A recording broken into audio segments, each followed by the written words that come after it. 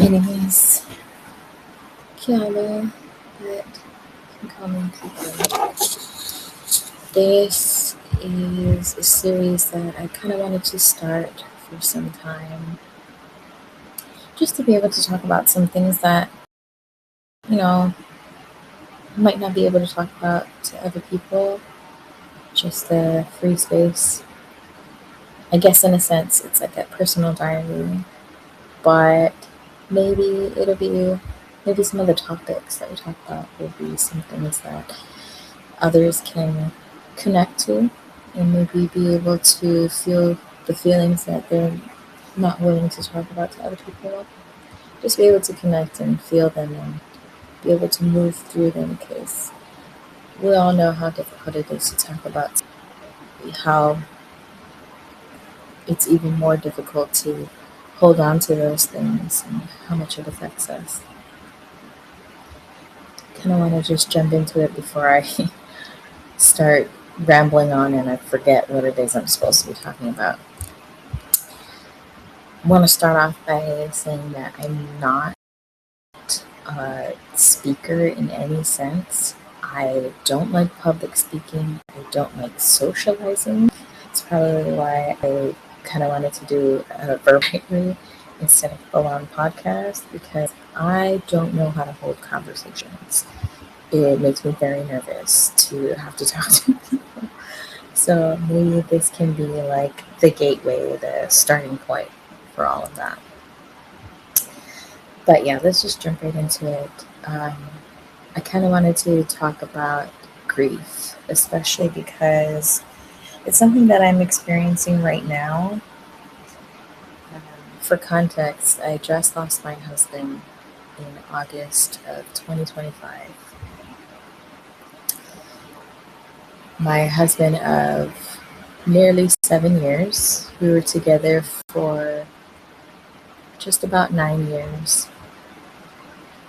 Married for almost 7. And, he was the love of my life, my best friend. And when we were dating, I had told him that originally I didn't even want to have a relationship with him. I had told him that I'm not looking for anything. I don't want to start anything. And especially because the mindset that I had at the time, I was trying to focus on me and trying to get myself to a better place. And then on top of that, I was telling him, I have this goal in mind where the next person I date, I'm trying to date for marriage. I'm not dating just to have fun. I'm not to see where this goes. My goal is to be married. And he said he understood. And that was his goal also. That, he at 37, 38 years old, he felt like that's where he wanted to be also. He wanted to be married and settle down already. It kind of seemed like our goals were aligning. But still, in my head, that's not, he wasn't the one that I wanted. Like I kept telling myself, nope, we can be friends. I appreciate your friendship. I appreciate having long conversations with you, but still, I think we should just be friends. I don't think we should be together. But, after some time, I couldn't see a life without him. All I ever wanted to do was call him. First thing I want to do is talk to him. I'm at work and I'm not actively working. First thing I want to do is call him. And the funny thing is, we actually work together. I was a manager at this theaters and he was an entry-level associate. So basically I was his boss. And, I guess that's kind of where that mindset of not wanting to start a relationship stemmed from. Like, first of which, I'm your boss. That would be inappropriate. But furthermore, I had just gotten to that that job. I just got there, and I was trying to establish myself in the business. I was trying to just be the independent single mom that I just trying to keep me and my kids in mind and just, keep my head down, keep going. But for some reason, he wanted to be more than friends with me after having known each other for, I don't know, maybe 5 or 6 months.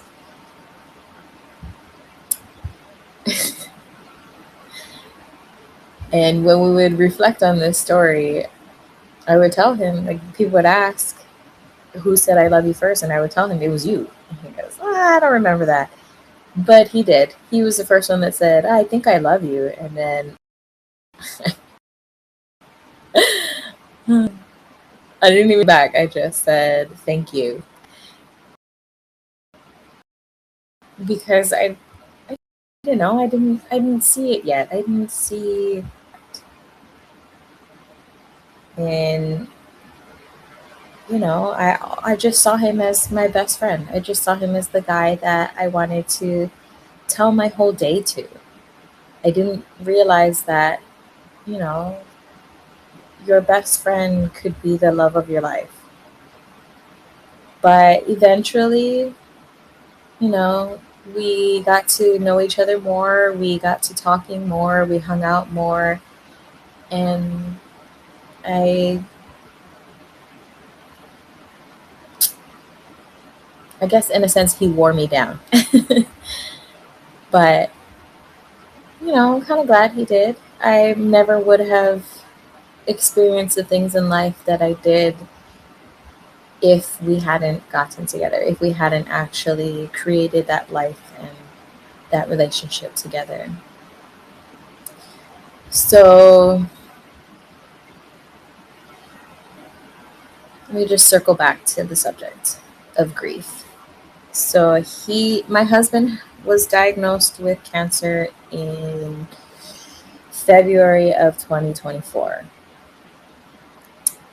And it was a hard thing to hear from the doctors. And at first, it didn't even dawn on my husband. He didn't understand the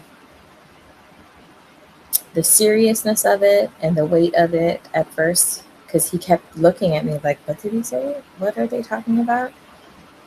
But I knew before the diagnosis, before we actually met with the hematologist, my husband was hospitalized for PE.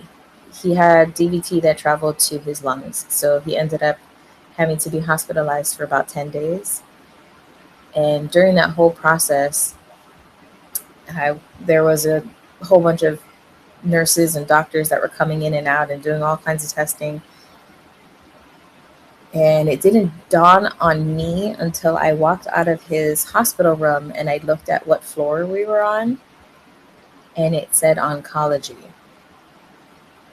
And at first I was thinking, what are we doing on oncology? Nobody said anything about cancer. Nobody has said anything to me about that.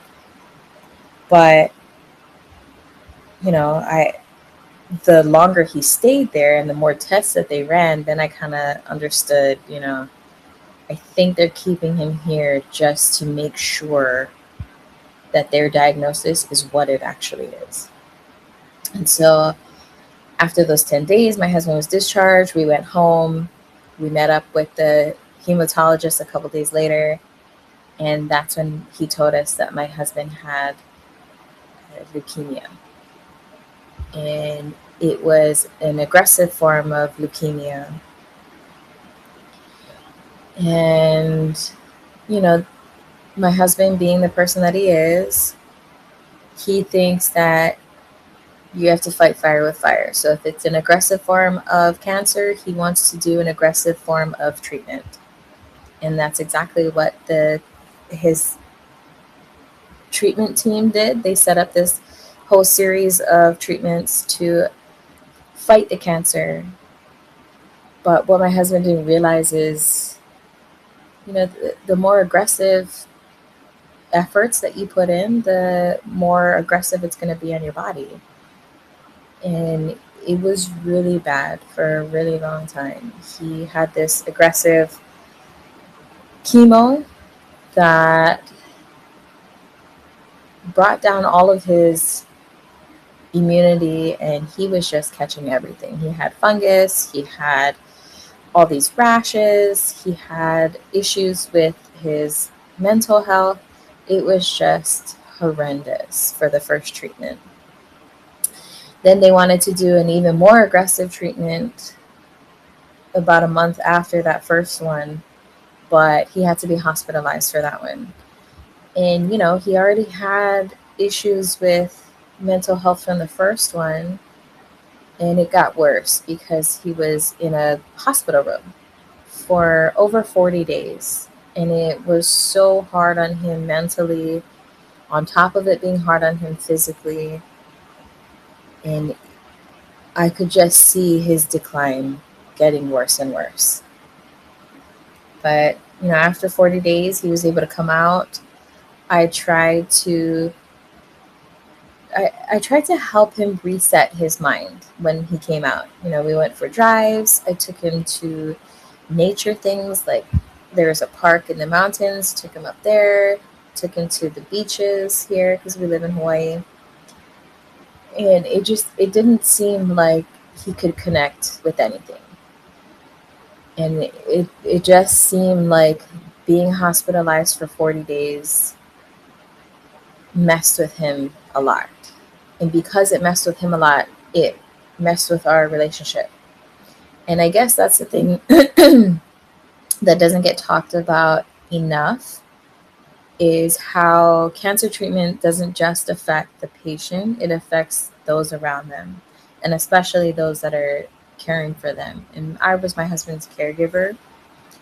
And because I was the closest person to him, it kind of felt like I was his emotional punching bag, which is exactly what I told him. Like, you have to watch what you say to me, because I'm not your verbal punching bag. I'm not your emotional punching bag. I'm here to help you. And it was kind of hurting my mental health as well. So I was going to therapy. He was going to therapy. We were going to marriage counseling. And it was just his health, the more it declined, the more our relationship declined. And, you know, as we progressed through this, he had been fighting his cancer for over a year. And by that time, we had already gone through so many ups and downs. Like, there was a point where, we're from Hawaii, but there's no cancer treatment centers in Hawaii. So we had to go to California. But that doctor didn't want us flying back and forth. He said, once we do this aggressive treatment, you have to stay here for 90 to 100 days. And I have 3 younger children. At the time, I had a 15-year-old, a 10-year-old, and a 4-year-old. And it was really hard because the 15-year-old and the 10-year-old were in school. And I wanted to take them out. I wanted us all to be together in California, but they had just started their new schools. One of them was in high school, the other one just started 6th grade. And they didn't want to step out. They wanted to be able to be with their friends, to continue their learning, and to continue whatever it is they had going on at the time. So when we left to go for my husband's treatment, it was really hard on me to have to leave my older 2, even though they were with my parents. I knew they were going to be well taken care of, but I had never been away from them for that long. I think at the most I had been away from them was like 10 days. But now I was going to be away from them for 3 months, 3.5 months. And it was so hard on that. And then it was so hard having to take care of my husband with his health decline because it was up and down. He had really good days and then he had really bad days. And I was kind of losing sleep. So then I started having bad days. And, it was rough for the 3.5 months that we were there. There was some issues at home. So it kind of felt like, the way that I described it to my cousin was it feels like I'm drowning. Like I went out surfing, I got hit by a wave, and every time I come up for air, another wave comes. And my surfboard is nowhere to be found, so I have nothing to hold me above water. And my husband had to go back and forth between home and California after his 90-day treatment thing. And that was kind of hard on our relationship too. But he's still my best friend. He's still the person I wanted to call and talk to every day. So I would call him like, if you look at our call logs, I would call him like 30 times a day, and we would talk for minimum 20 minutes. Because if you know my husband doesn't know how to have a short conversation. But with everything that we were going through, I still wanted him around. I still wanted him to be my best friend.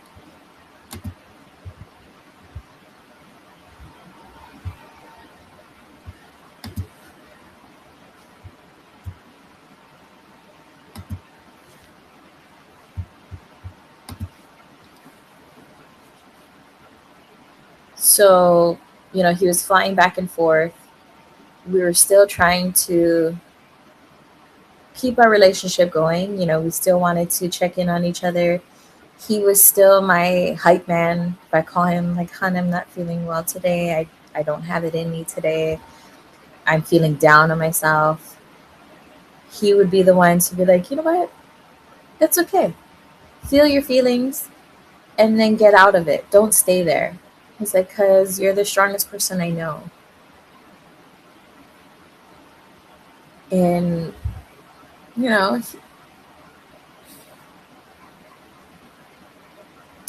every time I was going through a hard time, my husband would be the one to help me through it. So I guess now, if we're going timeline wise, we're in March of 2025. My husband's coming home. He's spending time with the family. And his doctor was saying he had to be hospitalized again. So he said, before I do that, can I go home and spend time with my family? So he's home. We're all spending time together. We're all good. And then the day he's supposed to fly back to California, he has another fungal infection. And he has to be hospitalized here in Hawaii for about a week. And the doctors here at home don't want him to fly until he's clear. And he ends up having to stay home for about a month, which I was taking it as great. We have a month to spend time with him before he has to go back. And he gets better. He's well enough to travel. He goes back and he starts the next process for the next round of treatment. Um, we call each other every day. We talk to each other every day, several times a day. And he's still trying to hype me up. He's still trying to talk to me about my goals. I'm trying to talk to him about his goals. We're trying to keep each other's mindset on what we want for the future because we have plans. I wanted to get into the fire department. I told him, if I get in, you just be a stay-at-home dad. Just be with our kids. I'll take care of us. And we were working towards getting a home together when he was finally done with treatment. Before he started all the treatment, we had to freeze his his man juice so that we can have children later. And that was one of his goals. He said, after I'm done with treatment, I want to have a baby. And I told him that'll be your victory, baby. That'll be your present for when you beat that. And so, we had all these plans. We were working towards it. We were doing everything we were supposed to be doing. Then, ending of June 2025, I get a call that he developed another fungal infection. And they're thinking it's the worst of the worst. But they're also hoping that it's not. So they're going to try to do all the treatment that they can to help fight this new fungus that he developed. About a week later, they tell me that after all the testing that they did, it is the one that they were hoping it wasn't. It ended up being the worst of the worst. And they were going to try as much as they could to fight it, give him whatever medication they knew of that could help. But it wasn't helping. It was progressing, and the fungus was moving to all these different places. The first one they saw was on his finger. Then they saw another one on his face. And they did a body scan, a CAT scan, a CT, all kinds of tests on him. And they found that he developed the same fungus in his lungs and the same fungus in his brain. And the one in his brain was cutting off cerebral fluid to his brain. And that was on top of his health, his physical health. He was also having a mental decline. And they were telling me that, they don't foresee him making it out of this. They've tried everything that they could, but they're all out of options. So beginning of July, I have to fly up to go get him because he physically cannot travel by himself. And when I see him, he's already bedridden. The nurses were telling me that he hadn't been talking much in the past couple days, which was strange for my husband because everybody knows him as the most talkative. At home, we call him Mr. Aloha because all he does is talk story with everybody and anybody, whoever will listen to him. And there's no short storytelling with my husband. He tells it from beginning to end with tangents in between. And so for him to not be speaking for a few days, they already could see his decline. And I think what hurt me the most was even I couldn't talk to him. I would try and call him on the phone and he couldn't really speak. He couldn't really respond. But when I saw him in the hospital, when I finally got back to California, he opened his eyes and he tried to sit up and he tried to talk story with me. And it was strange to see my husband that way.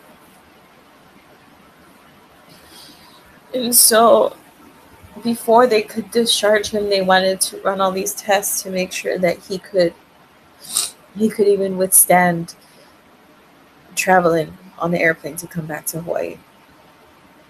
And so we're doing all these tests. The physical therapist comes to make sure he can physically get in and out of a wheelchair.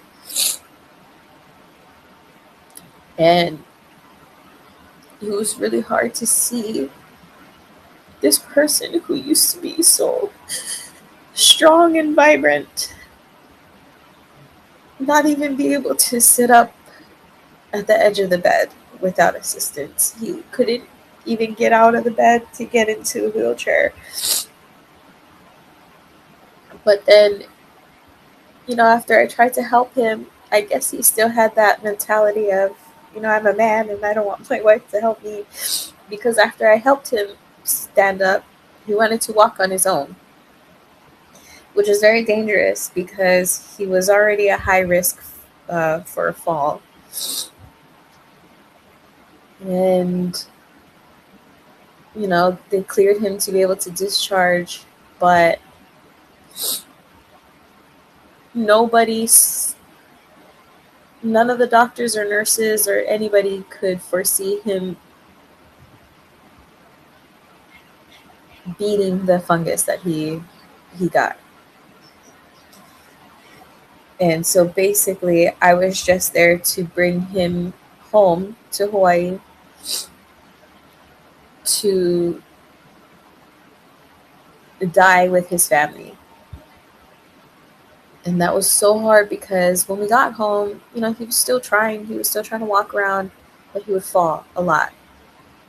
And he would get so anxious because he couldn't do the things that he wanted to do.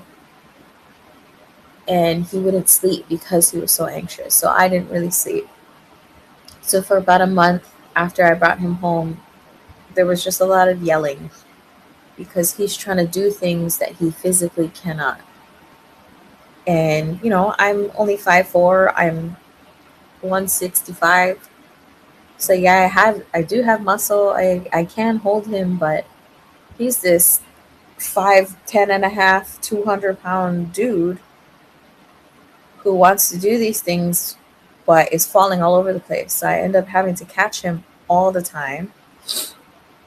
There's a few times I actually had to drag him back to the bed because he wanted to get up to go to the bathroom or get up to go to the kitchen, but his legs weren't working. And so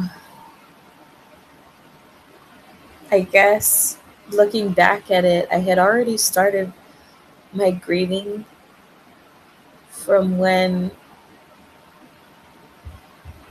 I brought him home, because just talking to him, I could already hear that he wasn't really my husband anymore. He wasn't the person that I knew for all those years. And so I guess I had started grieving already because it felt like my husband was already gone. And so I was basically just taking care of the shell of his body until it was time. And so for about 3.5 weeks, there was a lot of physical happening. A few times I woke up because I heard him stumbling in the house, and I would have to try and get up to catch him. But there was one time I didn't catch him, and he fell. And he got angry with me because I was trying to tell him, we have all these things for you. You have a hospital bed where you don't have to get out all the time. We have all of these things to help you so you don't have to move around anymore. But, he still trying to be the Sean that we knew, still trying to do the things that he wants to do, how he wants to do it, when he wants to do it. So, we had a conversation. He said, I still want to fight. I said, I'll help you fight for as long as you can. And I guess that was his way of continuing to fight. Even if he has to fight through his physical and mental weaknesses, he's going to keep fighting. But it was so hard. But I made that promise to him. I'm going to help you keep fighting. Even if I have to fight you sometimes, I'm going to help you. And it wasn't until a few days before he passed that he couldn't go anymore. He couldn't sit up. He could barely open his eyes.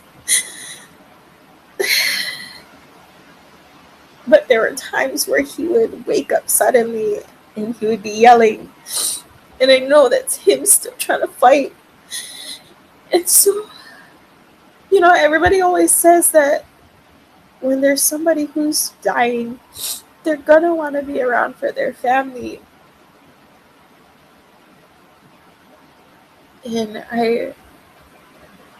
selfishly, I wanted him to be around. I wanted him to keep fighting. I wanted him to get through it. And I wanted to have him for as long as I possibly could. But after days of seeing him hurt and seeing him in so much pain, I finally told him, honey, I love you, and I'm sorry for putting you through all of this. But if you're worried about us, you don't have to worry. I'm going to take care of our family. So I told him, hon, if you're waiting to make sure we're okay, we're going to be okay. You can go when you're ready. And about a day later, that's when he passed. And, it was really hard for everybody, but I think the hardest part was watching my children. They all range from 26 to 6 years old.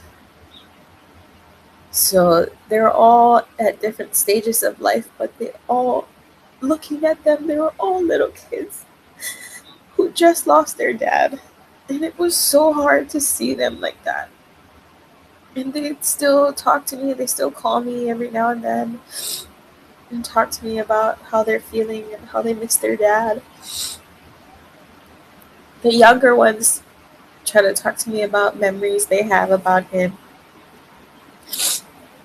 So, we're still going through our grieving process. It's only January. It's only been about 5 months, maybe.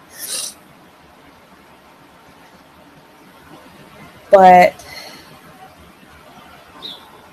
I don't want them to feel like they can't talk about what they're feeling. Oftentimes, it feels like grief is a taboo subject. I guess because talking about it makes other people feel uncomfortable. So, a lot of times, most people will have this out of sight, out of mind approach where if they don't talk about it, then they don't have to feel it, even if it's just like a sympathetic kind of feel.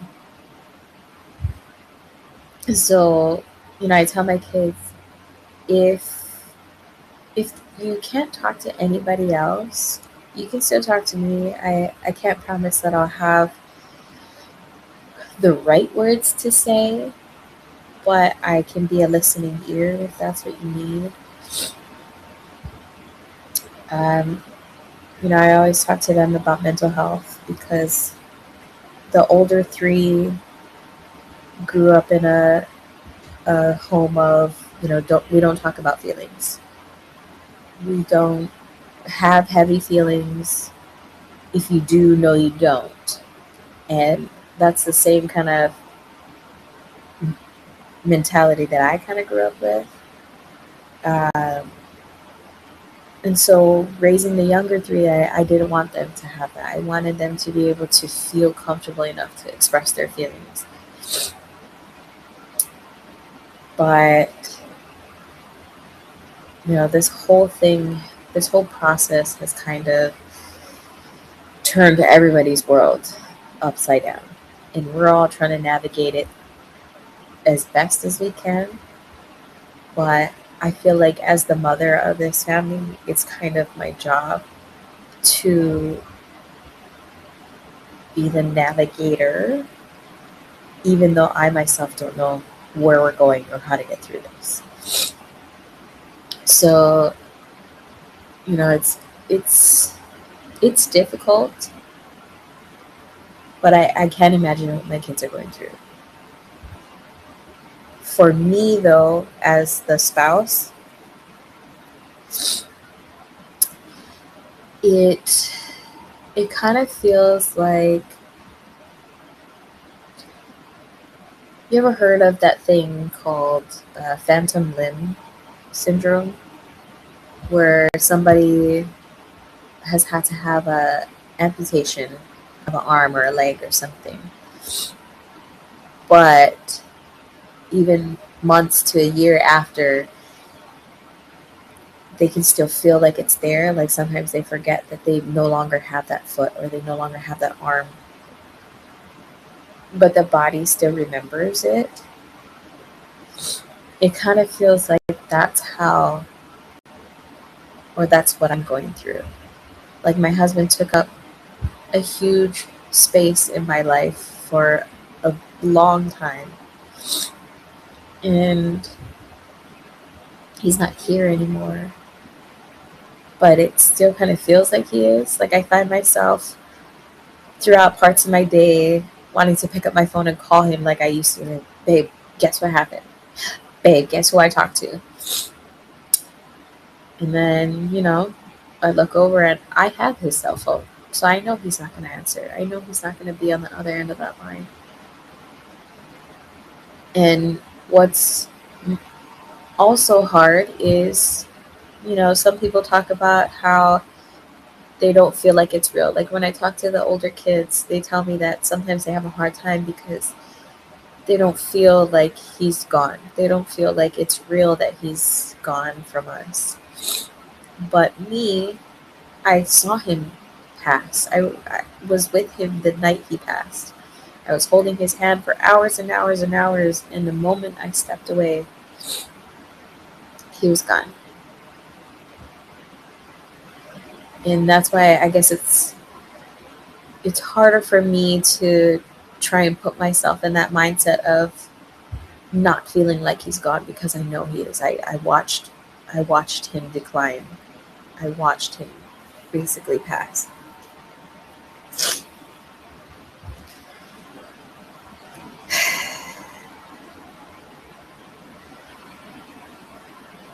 But you know, I guess the good thing about all of this is that there isn't a right way to grieve. There isn't a standard to grieving. There isn't a criteria or a checklist that we have to complete.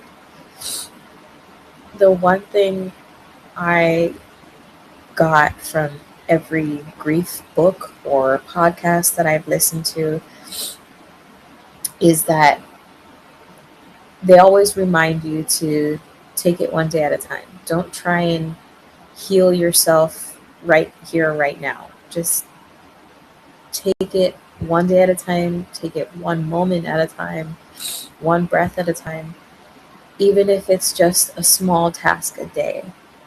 Just try to continue to keep moving forward and find something new to help you. And it kind of hit home with me because at the beginning of our relationship with my husband, I had told him that, if you can't find one thing new every day, one thing that makes you fall in love with your partner every day, then I don't think that's the partner for you. But if you can find something new about your partner that you love every day, that helps your relationship grow. It helps strengthen the love that you have. And so I kind of want to take that same approach to find something new every day that can bring me joy. Find something new in the world that can help me through the day, like my husband used to.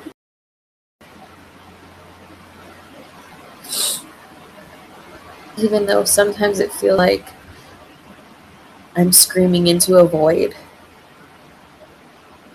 if there's just one thing each day that brought me joy and happiness, a smile to my face, then I'm doing it. And I do my best to help my children find the same. So, all in all, I guess this was very helpful and therapeutic because, I do miss my husband. I do miss the space he took. I do miss his presence and his laugh that used to sometimes annoy me and make me so angry. But just the fact that, he held that space for so long, and the fact that I can still hear his voice and his laughter, it's something that'll help me with my grief. I know that. And maybe, talking about it can help too. So I'm sorry for this long ramble, this long whatever this is.